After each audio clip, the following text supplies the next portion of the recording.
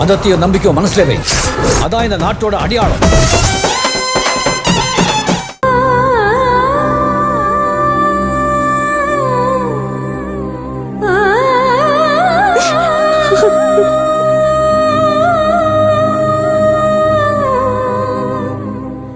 இந்த வீடு வாங்கினதுக்கு அப்புறம்தான் பூஜாவும் பாலாவும் பிறந்தாங்க.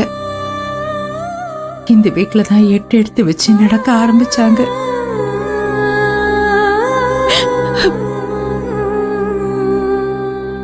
அதே மாதிரி நம்ம பேர குழந்தைங்களும் இதே வீட்டுல நடப்பழக ஆரம்பிக்கணும்னு நான் கனவு கண்டேன். போச்சு போச்சு, எல்லாமே கனவாவே போயிடுச்சு.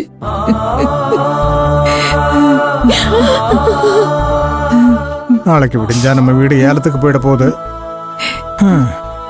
இந்த வீடு யார் கைக்கு போக போதோ தெரியல. இனி நம்ம எங்க போக போறோம், எப்படி வாழ போறோம்னு ஒண்ணுமே புரியல. அந்த ஆண்டவன் நம்மளை ஏன் எப்படி சோதிக்கிறானே தெரியல.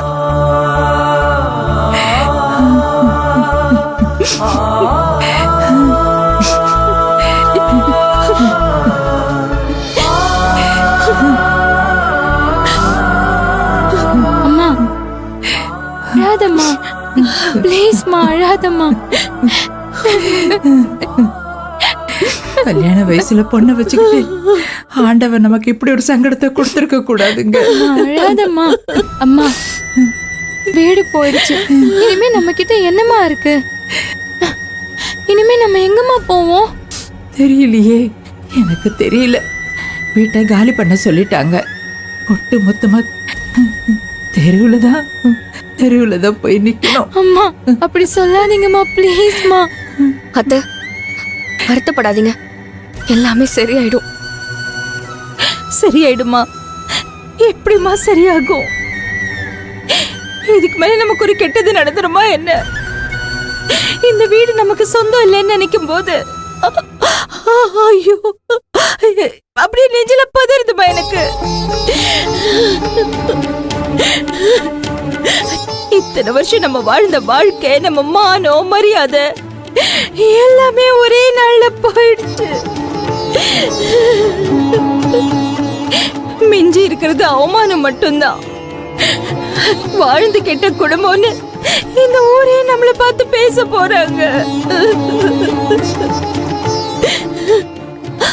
அதெல்லாம் எப்படி காது கொடுத்து கேட்க போறோம்னு தெரியலம்மா எனக்கு.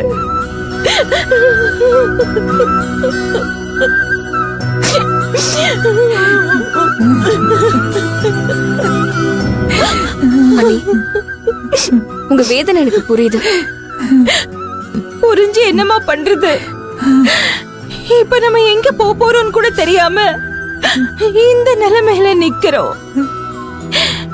ஐயோ கடவுளே, என்ன செய்ய போறோம்னு நினைச்சாலே மனசெல்லாம் அப்படியே பதறுது. நீ என்னடா நான் இப்பவும் எல்லாம் சரியாயிடும்னு பேசிட்டு இருக்க? இல்ல நீ, நான் உண்மையதான் சொல்றேன். நிச்சயம் நம்ம நிலைமை இப்படி இருந்துராது. இது நமக்கு கஷ்ட காலம், அவ்வளவுதான். இதுவும் கூடி சீக்கிரம் கடந்து போயிடும். நாம எல்லாரும் இப்ப தங்குறதுக்கு நான் என்னோட ஃப்ரெண்ட் ஒருத்திக்கிட்ட பேசியிருக்கேன். இங்க சென்னையில தான் இருக்கா. அவங்க வீட்டுல ஒரு போர்ஷன் காலியா இருக்கா. அத நமக்கு தரேன்னு சொல்லிருக்கா. நம்ம வேணா கொஞ்ச நாளைக்கு அந்த வீட்டுல இருக்கலாம். எப்படி எப்படி யாருன்னே தெரியாத உங்க வீட்டுல எல்லாம் போய் தங்குறது? அது செல்விக்கு ரொம்ப தெரிஞ்ச ஃப்ரெண்டு தான். இப்போதைக்கு அங்கே போய் இருப்போம். அதுக்குள்ள ஏதாவது வேலை பார்த்து சம்பாரிச்சு நம்மளுக்கு ஏற்ற மாதிரி மாச வாடகையில் ஏதாவது வீடு பார்த்துக்கலாம்.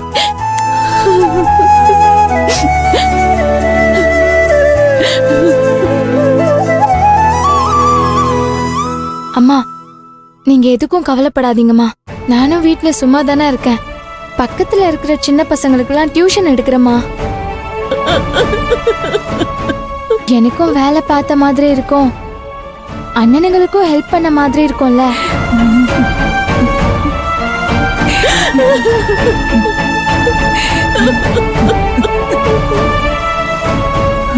எப்படி இருந்த குடும்பம் இப்படி படிக்கிற பொண்ணு வேலைக்கு போறேன்னு சொல்ற அளவுக்கு ஆயிடுச்சு.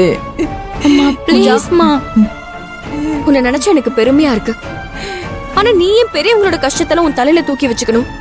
நான் இருக்கிற வரைக்கும் இங்க இருக்கிற யாருக்கும் எந்த கஷ்டமும் வர விட மாட்டேன். நீ படிக்கிறதுல மட்டும் கான்சென்ட்ரேட் பண்ணு, அது போதும். மத்ததெல்லாம் நானும் உங்க அண்ணனும் பாத்துப்போம். கெட்ட நேரம் வந்துட்டா அரசன் கூட ஆண்டி ஆவான்னு சொல்லுவாங்க. ஆனா ஒரே வாரத்துல நம்ம குடும்ப நிலைமை இப்படி தலைகீழா மாறிடுச்சு. நம்ம குடும்பம் கஷ்டப்பட நானே காரணமாயிட்டேன்னு நினைக்கும் போது இந்த உசிறு எதுக்கு இன்னும் இந்த உடம்புல இருக்கணும்னு தோணுது. அண்ணே டேய், ஏன்டா இப்படி எல்லாம்? டேய். ஐயோ, என்னண்ணே இனிமே ஒரு பேச்சு கூட அந்த மாதிரி சொல்லாத. இல்லடா வேலு, எப்பவும் ஏதாவது ஒரு சூழ்நிலையில கஷ்டம்னு ஒண்ணு வரும் போகும், அதை எப்படியாவது கடந்து போயிருவோங்கிற நம்பிக்கையும் இருக்கும். ஆனா இப்ப எனக்கு இருக்கிற எல்லா நம்பிக்கையும் போயிருச்சுடா. இந்த வீடு நம்ம கையை விட்டு போக போகுது. என்னை ஏமாத்தினவங்க எங்கிட்ட இருந்து பணத்தை மட்டும் எடுத்துட்டு போகல, என் நம்பிக்கை, மானம், மரியாதை எல்லாத்தையும் எடுத்துட்டு போயிட்டாங்கடா. என் வாழ்க்கைய ரொம்ப இருண்டு போன மாதிரி இருக்குடா. அண்ணே நீ எப்படி உடைஞ்சு போயிட்டா மத்தவங்களுக்கு யாருன்னு ஆறுதல் சொல்லுவா? டேய், முடியலன்னு உதவி கேட்டு வரவங்களுக்கெல்லாம் அள்ளி அள்ளி கொடுத்த கையிடாது. ஆனா இப்ப இது அடுத்தவங்க கிட்ட கையேந்தி நிக்கிற நிலைமை ஆயிடுச்சு. இனிமே நான் வாழ்ந்த என்னடா பிரயோஜனம்? அண்ணே இப்படி எல்லாம் பேசாதனே. உன்னை அப்படி ஒரு நிலைமைக்கு போக விட்டுருவனா? இங்க பாருனே, எதை இழந்தாலும் எந்த சூழ்நிலையிலும் நம்பிக்கையை மட்டும் இழந்துடக்கூடாதுனே. இந்த குடும்பம் கௌரவமா தலையெடுத்ததுக்கு நீதானே காரணம். நீ மட்டும் இல்லனா நாங்களா என்ன ஆயிருப்போன்னே தெரியாதுனே. நம்ம குடும்பத்துக்கு ஏதோ சின்னதா வந்த ஒரு சரிவு தான். நம்பிக்கையை மட்டும் எக்காரணம் கொண்டு இழந்துடாதனே. நம்ம குடும்பம் மறுபடியும் இதுல இருந்து மீண்டு வந்துருனே. சரியா? ஆமா மாமா, நம்ம இத்தனை பேர் இருக்கோம். இன்னைக்கு வேணா இந்த கஷ்டம் நமக்கு மலை போல பெருசா தெரியலாம். ஆனா இந்த கஷ்டத்திலயும் நம்ம எல்லாருமே ஒத்துமையா இருக்கோம் பாருங்க.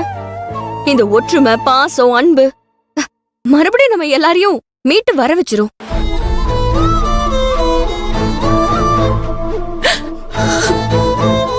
எதிரிங்க நம்மள ஜெயிக்கிறது அவங்களோட பலத்தால இல்ல, நம்மளோட பலவீனத்தாலதான். நாம தோத்து போயிடுவோன்னு நாமளே நினைக்கிறதுதான் நம்மளோட பலவீனமே. நாம கண்டிப்பா ஜெயிப்போம் மாமா, கண்டிப்பா ஜெயிப்போம். இந்த வேதனை எல்லாத்தையுமே தாண்டி நாம நல்லபடியா வாழ்வோம். மாமா, எதுவும் நினைச்சு வருத்தப்படாதீங்க. கடவுள் கண்டிப்பா நம்ம குடும்பத்துக்கு நல்ல வழியை காட்டுவாரு. நீங்க வேணா பாருங்க மாமா, நம்மள ஏமாத்திட்டு போனவங்க மத்தியில நாம மறுபடியும் கண்டிப்பா நல்லா வாழ்ந்து காட்டதான் போறோம்.